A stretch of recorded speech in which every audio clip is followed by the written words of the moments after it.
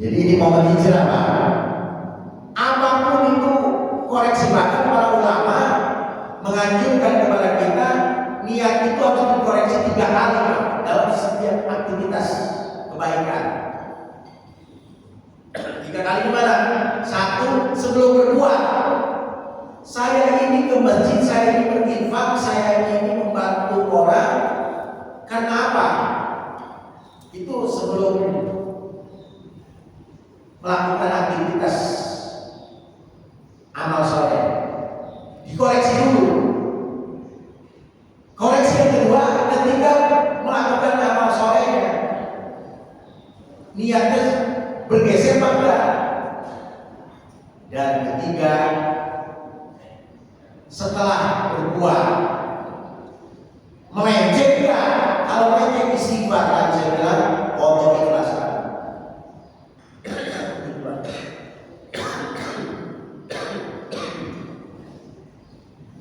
Maka satu aktivitas amal soleh itu bukan banyaknya yang dinilai Allah, tapi istiqomahnya, konsistennya.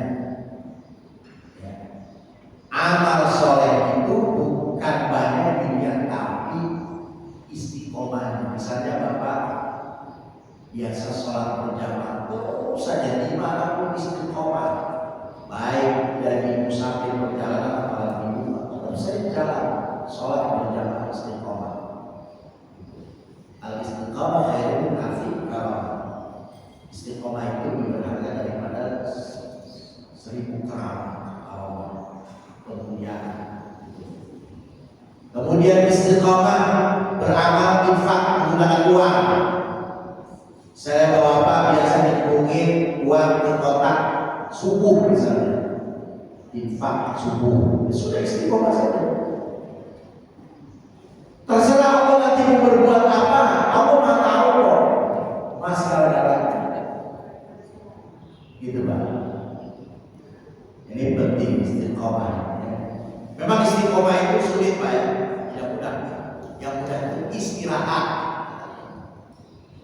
Istiqomah itu berat, yang mudah itu istirahat. Nah, ini penting kalau sekalian. Maka seluruh amal-amal soleh kita boleh kita absen. Siapa bilang perhitungan dalam amal itu nggak boleh? Boleh. Umar bin Khattab Rasulullah radhiyallahu anhu memberikan fatwa. Apa kata Rasulullah? Kata Umar bin Khattab, hasibu anfusakum qabla an tuhasabu. Hisablah dirimu, koreksilah dirimu, evaluasilah dirimu sebelum nanti dikoreksi evaluasi oleh Allah. Maka amal soleh itu boleh dihitung untuk mengimbangi kesalahan-kesalahan kita. Gitu. Dari mana dasarnya? Kita yang kedua ada kisah. Kisah yang sering kita baca, kita dengar.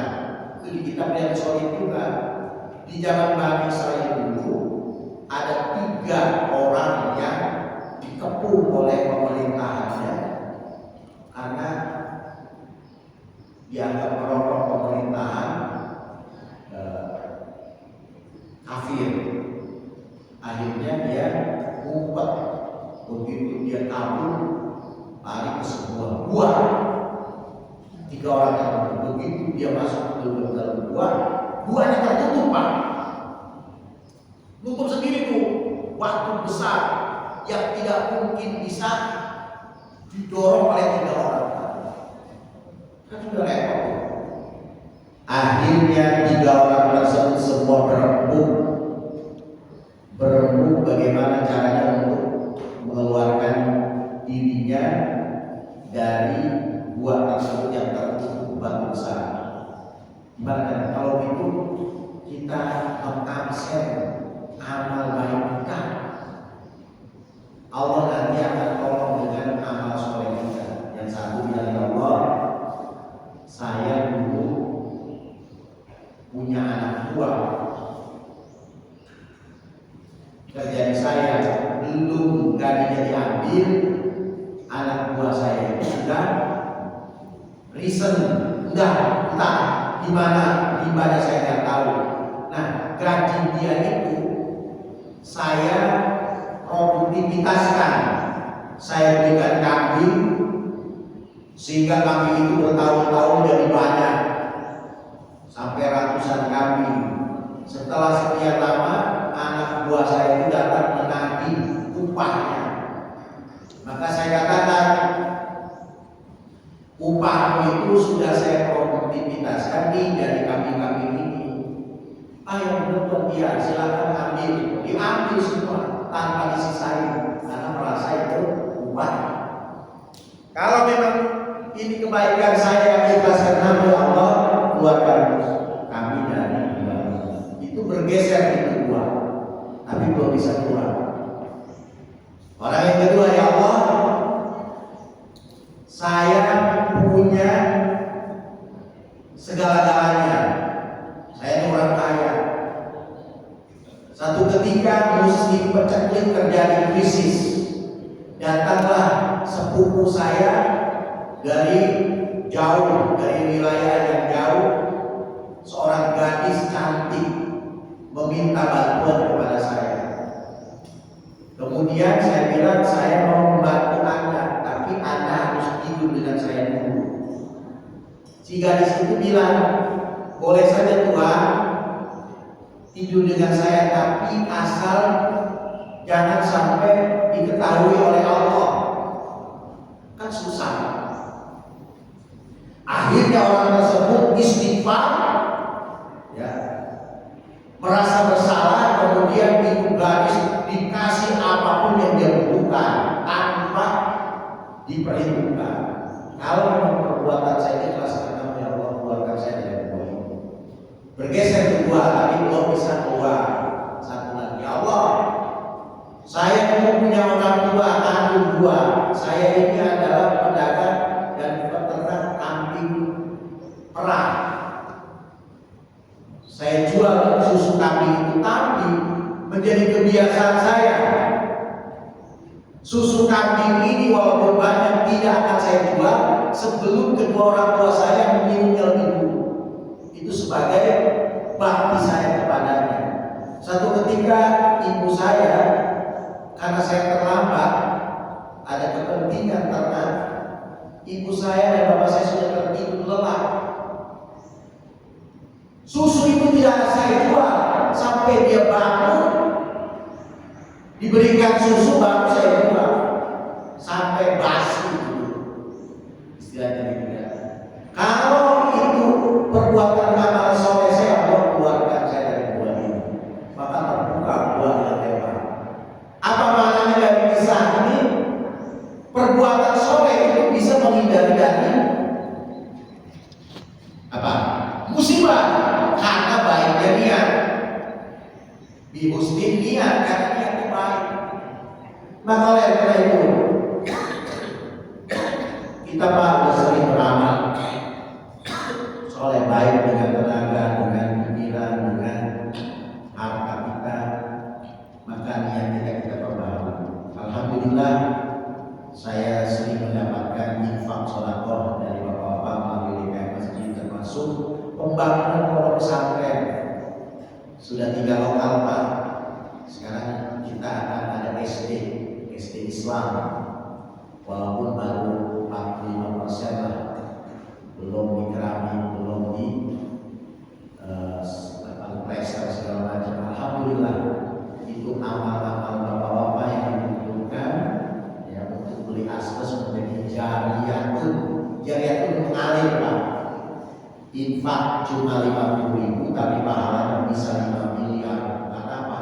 Tempat tersebut digunakan terus untuk kegiatan belajar mengajar. Masya Allah. Terima kasih, semoga bapak-bapak selalu diberkahi oleh Allah Subhanahu wa Ta'ala. Gitu Pak. Ini pentingnya niat, koneksinya, ya. Karena tergantung niatnya apapun. Bapak berobat kalau niatnya setengah, nggak sembuh, optimis. Saya berobat ini hanya perantara saja, tapi yang sesungguhnya menyembuhkan Allah. Iya, karena Allah saja. Jadi ketika berobat itu ada pahala yang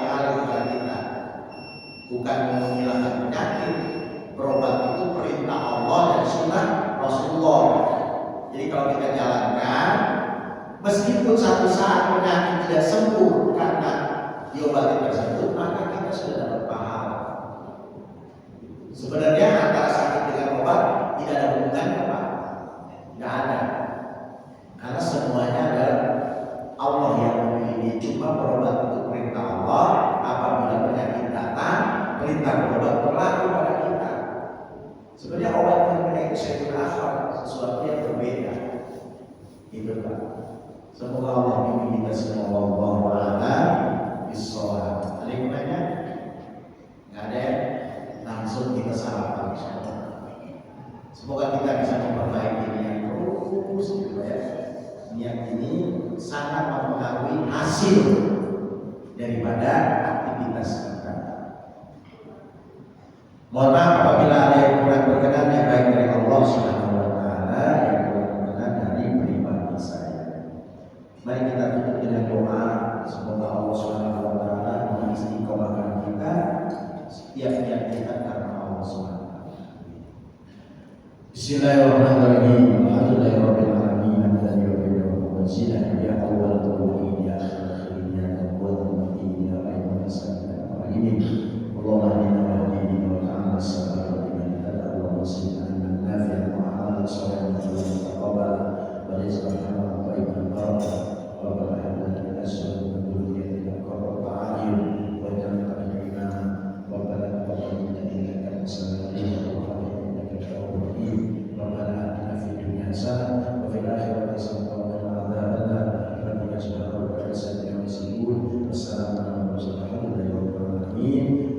Assalamualaikum warahmatullahi wabarakatuh.